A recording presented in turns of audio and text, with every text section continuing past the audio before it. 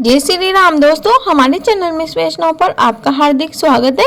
आज हम बात करेंगे माघ माह के कृष्ण पक्ष की एकादशी का में फरवरी 2024 की किस तारीख को इसका व्रत रखा जाएगा तथा व्रत पारण का समय क्या रहेगा, आदि की जानकारी हमें आगे मिलने वाली है, तो आप मेरे साथ बने रहिए। दोस्तों, माघ माह के कृष्ण पक्ष की एकादशी का नाम छठ तिला एकादशी है। इस एकादशी के दिन तिल का 6 प्रकार से उपयोग किया जाता है। पहला तिल से स्नान, दूसरा तिल का उपटन, तीसरा तिल से हवन, चौथा तिल का दान, पांचवा तिल का भोजन व छठा तिल का तर्पण। इस प्रकार से तिलों का 6 प्रकार से प्रयोग किया जाता है। इस कारण से ही इसे छठ तिला एकादशी कहते हैं। इसके व्रत के विधान के बारे में पुलस्त ऋषि ने एक बार दालभग्य ऋषि को बताया था।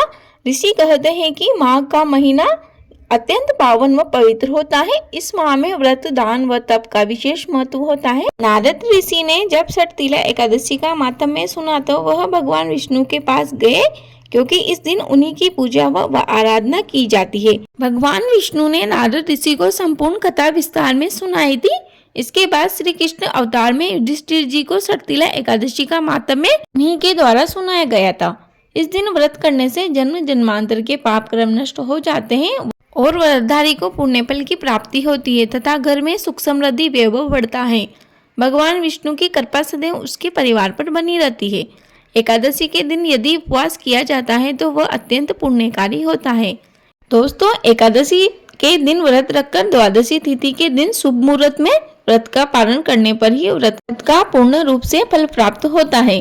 द्वादशी तिथि के दिन तिल का, अन्न का, धन का, वस्त्र का और फल, साग सब्जी का दान करना अत्यंत पुण्य फलदायी होता है। आइए अब जानते हैं छठ तिला एकादशी का व्रत कब रखा जाएगा। माघ माह के कृष्ण पक्षी एकादशी का व्रत 6 फरवरी दिन मंगलवार को रखा जाएगा। छठ तिला एकादशी की शुरुआत 5 फरवरी दिन सोमवार को शाम 5:21 पर हो जाएगी तथा 6 फरवरी दिन मंगलवार को शाम 4:07 पर समाप्त हो जाएगी। ऐसे में उदया तिथि अनुसार 6 फरवरी दिन मंगलवार को एकादशी का व्रत रखा जाएगा। वहीं व्रत के पारण का शुभ समय द्वादशी तिथि 7 फरवरी दिन बुधवार को सुबह 6:49 से 9:01 तक रहेगा। दोस्तों, एकादशी व्रत की विधि 3 दिन की होती है, यानी 10वीं तिथि से ही एकादशी का व्रत आरंभ हो जाता है। इस दौरान 10वीं तिथि से ही हमें व्रत के नियमों का पालन करना चाहिए। यदि आप ग्रस्त हैं तो हमें व्रत के दौरान ब्रह्मचर्य का पालन करना चाहिए। झूठ, छल, कपट, चुगली, ईर्ष्या, द्वेष, लड़ाई झगड़े आदि से दूर रहना चाहिए। ये सभी तत्व हमें भ्रष्ट करते हैं तथा भक्ति मार्ग से भटकाने वाले कारक हैं। यदि आप प्रभु की भक्ति में लीन होना चाहते हैं तो इन सभी कारकों से पूरी तरह से दूरी बना ले। 10वीं तिथि को हमें हो सके तो एक समय भोजन करना चाहिए। यदि आप बीमार हो या किसी प्रकार की दवाइयाँ लेते हो तो फिर 10वीं तिथि के दिन आप शाम के समय कम मात्रा में भोजन करें, ताकि एकादशी के दिन आपके पेट में अन्न की मात्रा नामात्र हो। चावल का उपयोग बिल्कुल भी हमें नहीं करना है और ना ही लहसुन प्याज वाला भोजन करना है। एकादशी के दिन घर पर किसी भी प्रकार का तामसिक भोजन ना बनाएं और साथ ही घर परिवार में इस प्रकार का भोजन कोई भी सदस्य ना करे। वहीं एकादशी के दिन घर की रसोई में शुद्ध सात्विक भोजन बनाना चाहिए तथा व्रतधारी को हो सके तो एकादशी का उपवास करना चाहिए। इस दिन भगवान को हमारे यहाँ अन्न का भोग नहीं लगाया जाता है। ठाकुर जी को फल, दूध या फिर शाहगार का भोग लगाना चाहिए। शाहगार में आप साबूदाना की खीर बना सकते हैं, सिंगाड़े के आटे का हलवा बना सकते हैं। यदि आप नमकीन में कुछ बनाए तो उसमें साधारण नमक का उपयोग ना करें। साधारण नमक की जगह आप सेंधा नमक ले सकते हैं। द्वादशी तिथि के दिन पारण करने से पहले अपने सामर्थ्य अनुसार दान अवश्य करें। छठ तिला एकादशी के दिन तिल के दान का बहुत अधिक महत्व बताया गया है। हमारे यहाँ द्वादशी के दिन सीधा तैयार किया जाता है तथा उस सीधे को मंदिर में जाकर दान किया जाता है। आप चाहे तो किसी जरूरतमंद को भी वह सीधा दे सकते हैं।